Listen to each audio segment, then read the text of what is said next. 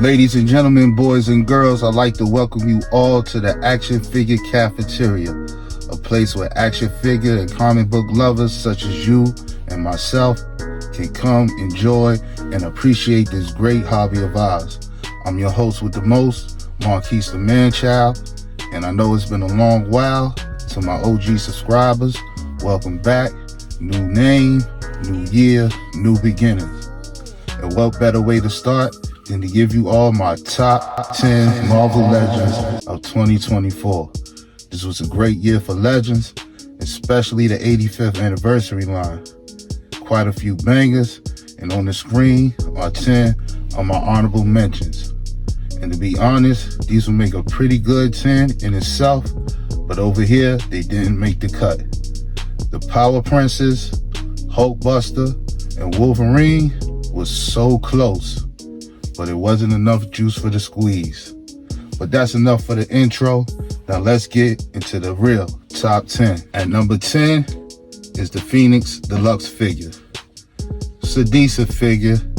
They used the newer female body for articulation, but the torso barely moves, and also there's no cut in the neck for the ball joint, which causes limited movement on the head.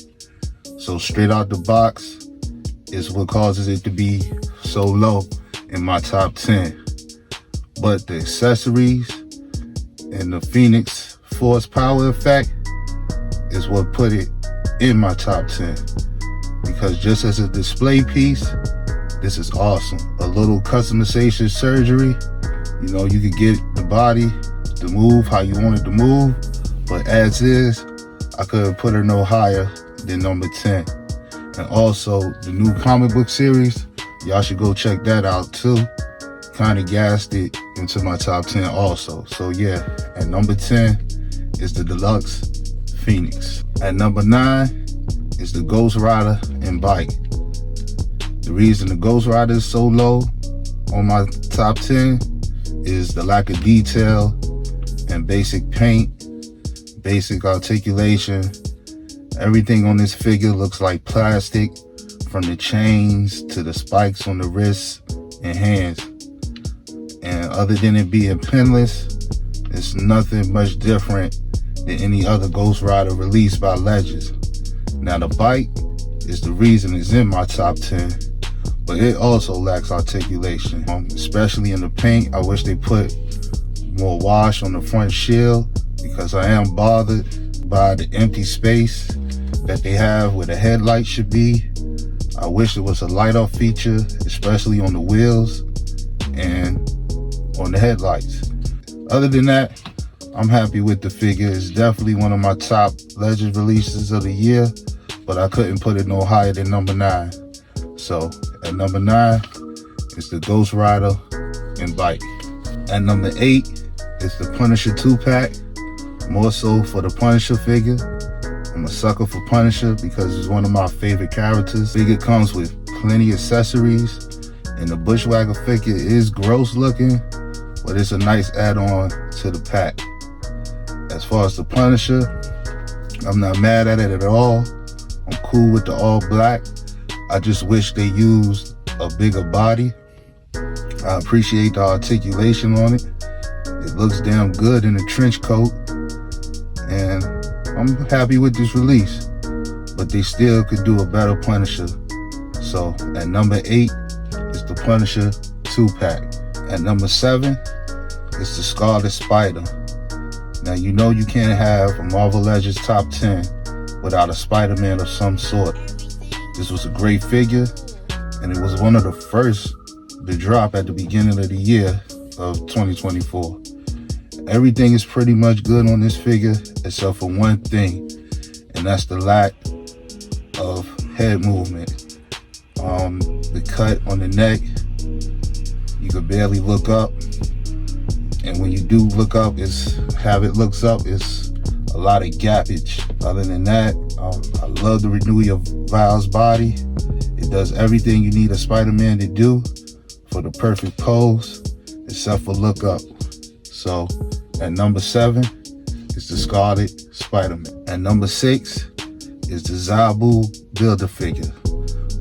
Wasn't too many Builder figures this year. I think it was about 3. It was more vintage card releases, but the Zabu figure was mind-blowing.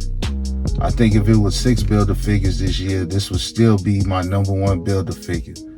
It has great movement. It does everything you need a Sabercat to do and more. You can't have a Savage Land display without a Zabu.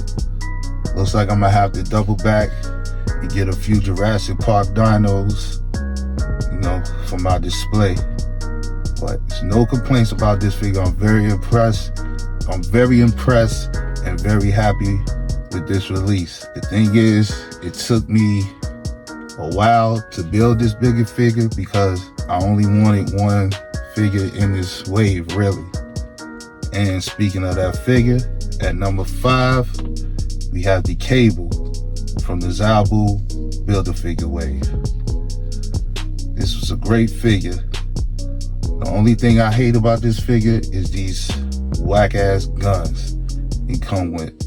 The figure was awesome. A lot of people gripe about the legs and the pins, but I'm not really tripping off that. I think it looks good. Great figure. It's a great figure. It'll definitely look good in your Marvel vs. Capcom display or setup. I just wish that Legends gave us better guns, man, or cannons or something. But yeah, at number 5 is the Cable from the Zabu Builder figure wave. At number 4, yep, it's the Giant Man, the HasLab Giant Man. It's a Marvel Legends, right? Okay, now let's be honest. I'm gonna be honest. This probably is the best where I could put where this would land in my top 10 because I feel there was a lot left on the table with this. I got 2 sets of the side eyes, unfortunately. I wish they added the scroll head, and I had to heat up my fingers for them to work proper. But all in all, this figure is great. Like, I mess around with this daily for no reason.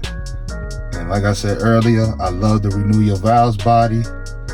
And this Giant Man is a giant version of that body, except for the drop down, except for it doesn't have the drop down hips. But yeah, I'm very impressed by this figure, man. And I'm not really a fan of Giant Man at all, but I like this figure. So at number 4, it's the HasLab Giant Man. At number 3, it's the Shield 3-pack. You got 2 new Furies, 2 Nick Furies, Dum Dum Dugan, and a Sharon Carter, which is on the Black Widow body. This was a great pack, way better than the Hasbro exclusive Army Builder. So many accessories. And the men's body is the body they should have used for the Punisher, I feel. You already have the boots and the gloves, and I won't be surprised if the next Punisher release will be on this men's body. But yeah, this was a great pack. I got multiple of them, and I think I'm gonna get a few more. No complaints for real at all. So at number 3, we had the Shield 3-pack. At number 2 is the Sabertooth from the Logan and Sabertooth 2-pack. Sabertooth is my all-time favorite X-Men mutant villain character. I've been wanting this for years. There's been so many trash Sabertooth figures, man, and this is so awesome. I was hyped when they announced it, and I was over ecstatic when I got it in hand. Pins or pinless, I don't care. This is a great figure. It comes with an extra head, extra hands. The Logan figure wasn't that bad. I'm just so happy with this Sabertooth, man, and he would have been number 1. But I had to keep it real because the number 1 figure, I couldn't deny it, man. So let's get to it. And at number 1, we have the Heroes for Hire 2-pack. You got 2 great figures on 2 great bodies. You got the Luke Cage, which comes with an extra head and extra hands. Fire figure. It took a while to finally get a Fire Luke Cage, but we got one. And the Iron Fist was great too, man. Extra heads, extra hands. It's really nothing more you can ask for in this 2-pack, man. They really outdid themselves on this one, man. I was so happy with this release, and I really didn't think I would like it, but I really like this set a whole lot. So yeah, man, I was very impressed by it. So if I had to get only one set or one Marvel Legends figure, this would be it. So yeah, number one is the Heroes for Hire 2-pack. And there you have it, ladies and gentlemen, my top 10 Marvel Legends of 2024. I appreciate y'all for watching. I'm glad to be back in the swing of things. And as long as y'all are here with me, I don't think I'll be going anywhere no time soon. So if you can, please like, share, and subscribe. And I'll catch you all on the next one. I'm out.